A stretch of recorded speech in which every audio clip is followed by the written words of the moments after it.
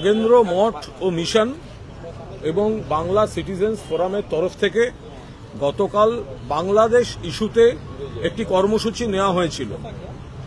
সেই কর্মসূচি থেকেই সিদ্ধান্ত হয়েছিল যে নগেন্দ্র মঠ ও মিশন এবং বাংলা সিটিজেন্স ফোরাম তারা দাবি করছেন যে বাংলাদেশে যে সংখ্যালঘুদের উপর অনভিপ্রেত আক্রমণ এবং ঘটনা ঘটছে এটা থামাতে অবিলম্বে কেন্দ্রীয় সরকারকে যথাযথ ব্যবস্থা নিতে হবে। কারণ মাননীয় মুখ্যমন্ত্রী মমতা বন্দ্যোপাধ্যায় খুব স্পষ্ট করে বলেছেন, বাংলাদেশের ঘটনায় আমরা দুঃখ পাচ্ছি, কিন্তু বাংলাদেশের ঘটনায় ওটা আলাদা দেশ, আমরা একটা রাজ্য, ফলে আমাদের এখতিয়ার নেই আন্তর্জাতিক ইস্যুতে কোনো ব্যবস্থা নেয়ার, এটা কেন্দ্রীয় সরকারকেই নিতে হবে।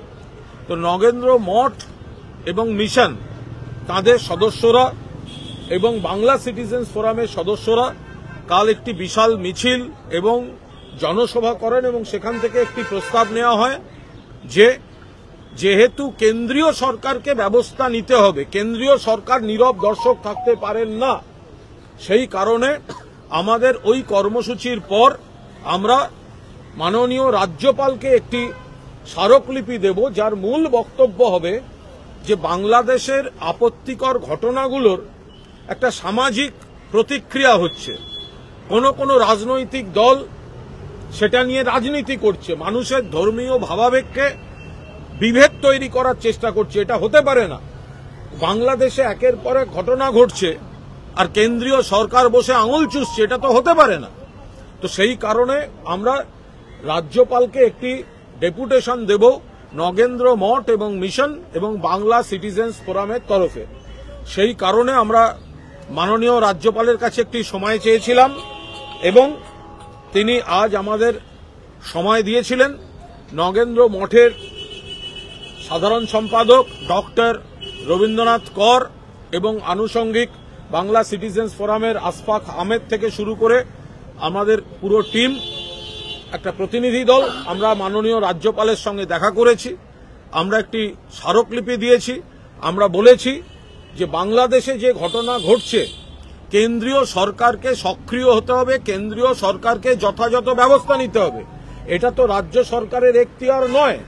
ফলে আমরা মঠ মিশনের তরফে এবং বাংলা সিটিজেন্স ফোরামের তরফে রাজ্যপালের কাছে আমাদের অনুরোধ যে আপনি অবিলম্বে, এটা প্রতিবেশী দেশ শুধু নয়, আমাদের রাজ্যটা প্রতিবেশী রাজ্য এবং একই সঙ্গে একটা মিক্সড পপুলেশনের রাজ্য, আমরা সব ধর্ম সবাই মিলে একসঙ্গে থাকি।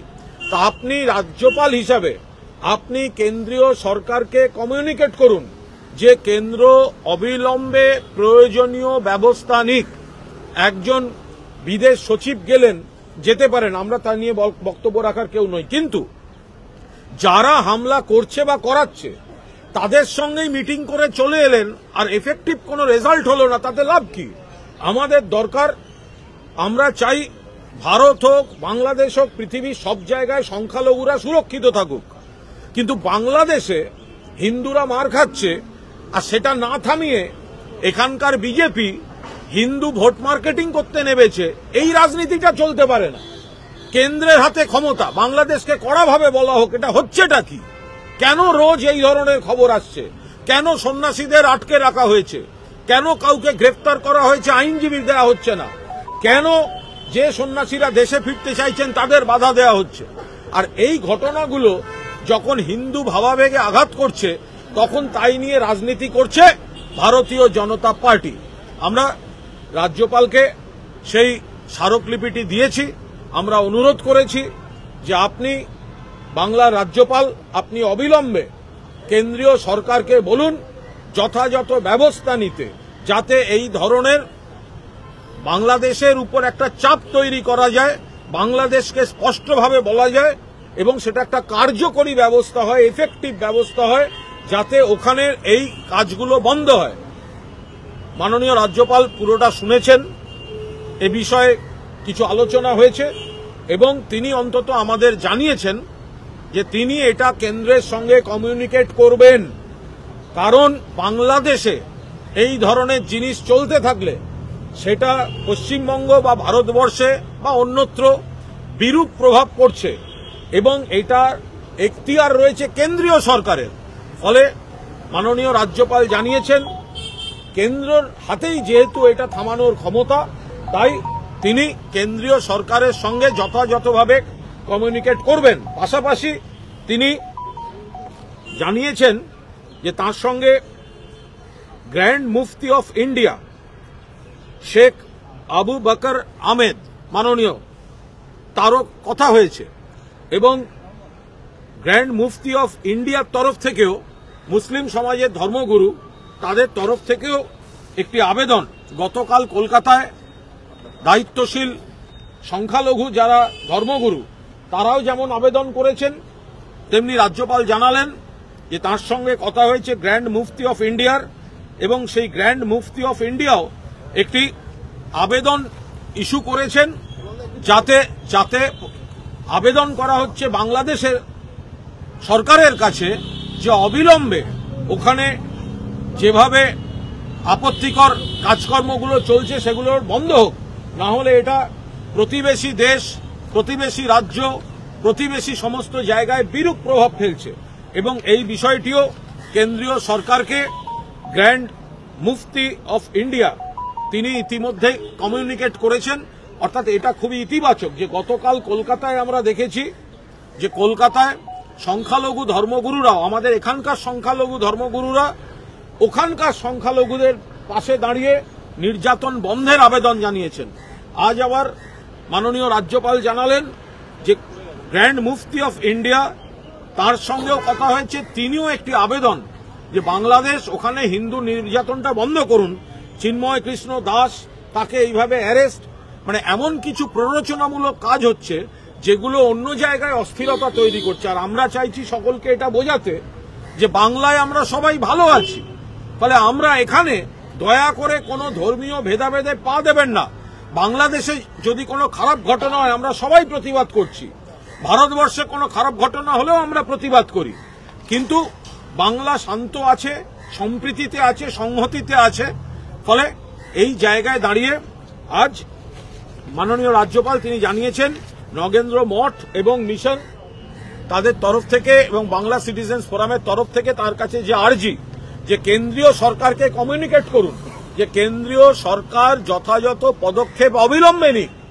তো সেটা তিনি জানিয়েছেন যে তিনি এটা বাংলার রাজ্যপাল হিসেবে কমিউনিকেট করছেন, যাতে কেন্দ্রীয় সরকারকে এটা অন্তত রাজভবন থেকে জানানো যায় যে এখান থেকে একটা দাবি আসছে যে কেন্দ্রীয় সরকারকে বাংলাদেশের হিংসা থামাতে যথাযথ কার্যকরী ভূমিকা নিতে হবে। এই আলোচনাটাই হয়েছে।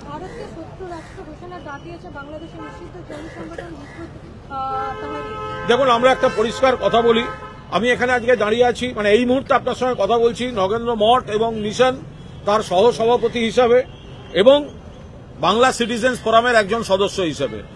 আমরা পরিষ্কার বলছি, বাংলাদেশ মানে গোটা দেশটা আমাদের শত্রু আমরা মনে করি না। ফলে এই ধরনের কথা যারা বলছে তারা মানবতার শত্রু। যারা বাংলাদেশে বসে বলছে কলকাতা দখল করব, বাংলাদেশে বসে বলছে ভারত দখল করব, ভারত শত্রু দেশ, এরা মানবতার শত্রু। এরা এই দুই দেশের মৈত্রী চায় না। বাংলাদেশ আর একটা বাংলা, সেখানের কিছু লোক খারাপ কাজ করছে, তার মানে এই নয় যে গোটা দেশের সবাই আমাদের শত্রু। আমরা চাইছি খারাপ লোকগুলো যাতে খারাপ কাজ করতে না পারে, তার জন্য বাংলাদেশের ভেতর থেকেও চাপ তৈরি হোক এবং ভারতবর্ষের সরকারও তার জন্য যা যা করণীয় করুন। তার মানে বাংলাদেশ আমাদের গোটা বাংলাদেশ আর বাংলাদেশের সবাই শত্রু, বা বাংলাদেশ থেকে কেউ বলবে যে ভারতের সবাই তাদের শত্রু, এই ধরনের প্ররোচনামূলক আপত্তিকর কথাবার্তার আমরা পুরোদস্তুর বিরুদ্ধে। কিন্তু এর সঙ্গে যোগ করব, বাংলাদেশের ইউনূস সরকারেরই দায়িত্ব এই ধরনের দায়িত্বজ্ঞানহীন কথাবার্তাগুলোকে বন্ধ করানোর। ওটা ভারত থেকে হচ্ছে না, ওটা বাংলাদেশ থেকে হচ্ছে। থামাতে গেলে বাংলাদেশ সরকারকে থামাতে হবে।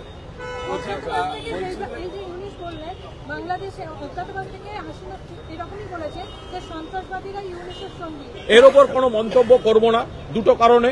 এটা সম্পূর্ণ তাদের দেশের বিষয়। নিশ্চিতভাবে বঙ্গবন্ধু শেখ মুজিবুর রহমানের কন্যা শেখ হাসিনার প্রতি আমাদের সহানুভূতি, ভালোবাসা, শ্রদ্ধা বাংলার টান থাকবেই। কিন্তু এটা ওদের অভ্যন্তরীণ যে তর্কাতর্কি, এটা নিয়ে প্রকাশ্যে মন্তব্য করব না। মুখ্যমন্ত্রীও বলেছেন যে আমাদের, এটা আমরা বাংলায় আছি, আমাদের সাংবিধানিক এখতিয়ার নেই অন্য দেশের মধ্যে ঢুকে কিছু করার বা এই বিষয়ে বেশি ঢোকায়। যেটাই করবে কেন্দ্রীয় সরকার করবে এবং রাজ্য সরকার তাকে সমর্থন করবে, কিন্তু কেন্দ্রকে তো কিছু এটা করতে হবে। ওখান থেকে বারবার খারাপ খবর আসছে আর কেন্দ্রীয় সরকার বসে আঙুল চুষছে, দুটো তো হতে পারে না। কিন্তু ওদের আভ্যন্তরীণ ব্যাপারে কে কাকে কি বললেন, তার কি উত্তর হবে, এ বিষয়ে কোনো মন্তব্য করব না। কুণাল ঘোষ কালকে বাংলাদেশ ইস্যুতে মিছিলে হাঁটলেন, কিন্তু কুণাল ঘোষের দল এখনো পর্যন্ত প্রতিবাদের মিছিলে হাঁটছে না, এটা কারণ কি? না, আমার দল খুব অবস্থান পরিষ্কার করেছে। মাননীয় মুখ্যমন্ত্রী পরিষ্কার বলেছেন যে ওটা আলাদা দেশ, বাংলা একটি রাজ্য। ফলে আমরা এখানে এটা নিয়ে কোনো রাজনীতি বা এই ধরনের কিছু করাটা আমাদের বা কোনো প্রশাসনিক বিষয়, এটা আমাদের এখতিয়ার নেই। ফলে বলে তার সঙ্গে যোগ করেছেন যে কেন্দ্র যা করবে রাজ্য সরকার সমর্থন করবে।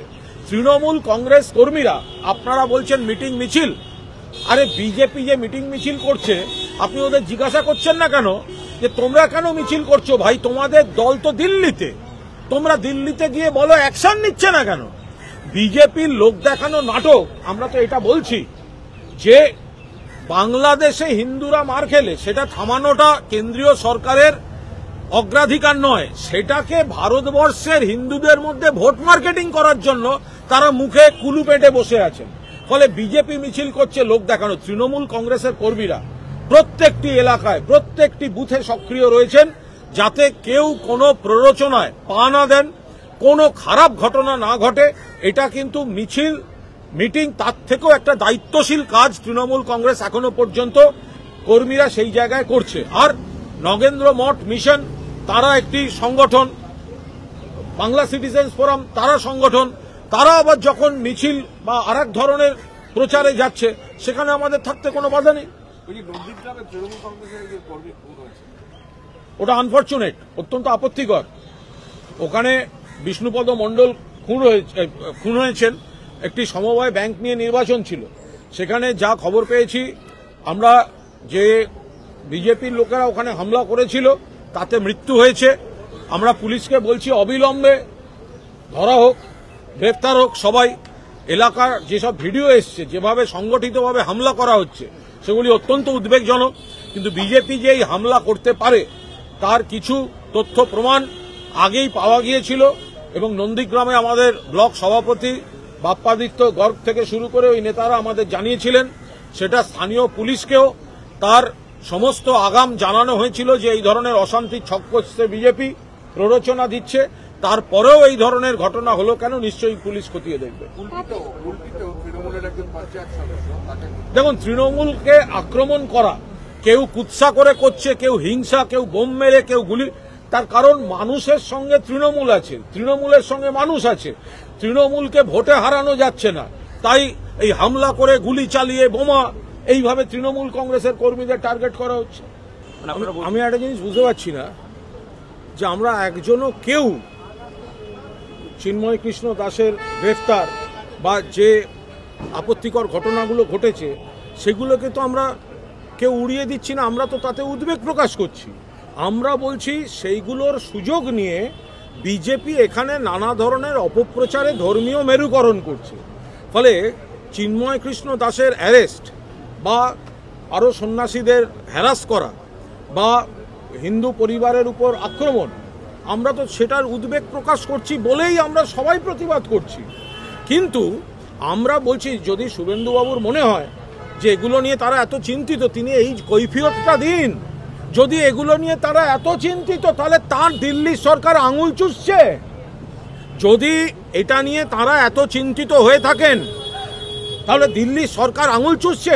উনি এখানে পেট্রাপোল, উনি এখানে রাস্তাঘাটে ঘুরে বেড়াচ্ছেন, তাহলে দিল্লিতে গিয়ে প্রধানমন্ত্রী অমিত শাহ বিদেশমন্ত্রীকে কেন বলছেন না যে বাংলাদেশে হিন্দুদের উপর যে আক্রমণ হচ্ছে তার বিরুদ্ধে ব্যবস্থা নিতে?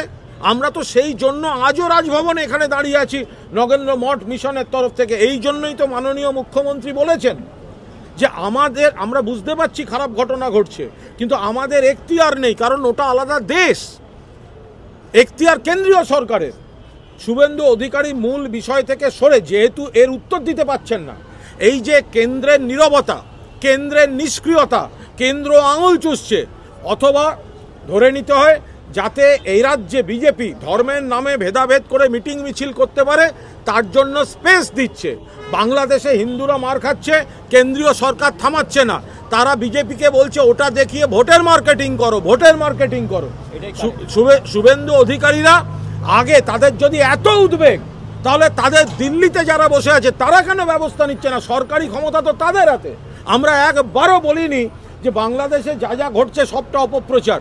আমরা বলছি তার সঙ্গে রং চড়িয়ে এবং বাংলার মাটিতে ভেদাভেদ, ধর্মীয় মেরুকরণ করে ভোটের রাজনীতি করছে বিজেপি।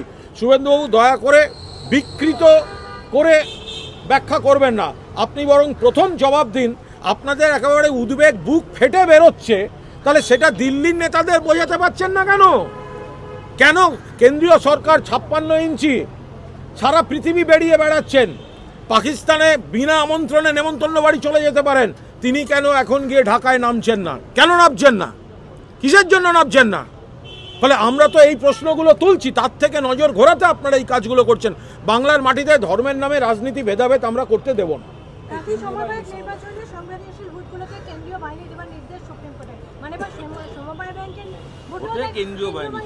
না, এগুলো তো নিশ্চয়ই প্রশাসনিক ব্যাপার, তারা বলবেন।